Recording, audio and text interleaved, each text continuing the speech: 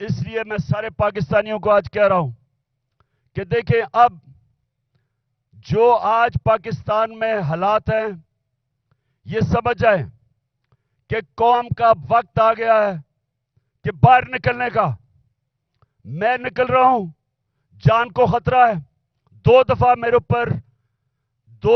मेरे ऊपर कातिलाना हमले मारने की कोशिश की गई। मैं नाम लेता हूं, दोनों दफा इनके पीछे जनरल फैसल नसीर था। मुझे भी इसने मारने की कोशिश की, और ये पीछे था जो तशद्दुद हुआ आजम स्वाति पे, उसके पीछे भी यही था। अरशद शरीफ के कत्ल के पीछे भी यही था। और मुझे नहीं समझ आ रही कि एक बिलावल भुट्टो के कहने पे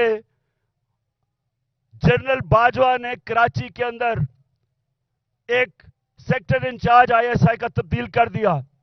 हम यहां 1 साल 8 महीने से इस आदमी का जुल्म सह रहे हैं।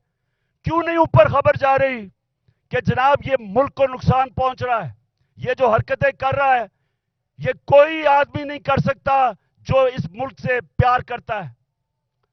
हमें ऐसे किया जा रहा है जिस तरह हम कोई दुश्मन है। तो मैं आज कह रहा हूं कि ये आगे कुछ हुआ, मैं निकलने लगा हूं। मैं जलसे करूंगा अगले हफ्ते से 14 मई तक मैं जलसे करूंगा। कुछ मुझे हुआ, सारी कौम को कह रहा हूं कि जनरल फैसल नसीर का नाम याद रख लो, ये जिम्मेदार होगा।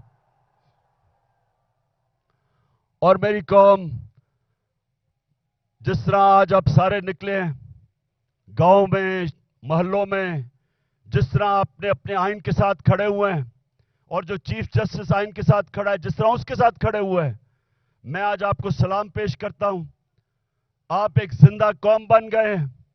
ये याद रखेंगे, जब एक कौम का आइन गया, इसका मतलब उसका कानून गया, इसका मतलब उसका इंसाफ का निजाम गया, इसका मतलब कि रूल ऑफ लॉ गया, और इसका सबसे बड़ा मतलब कि उस कौम की आजादी गई।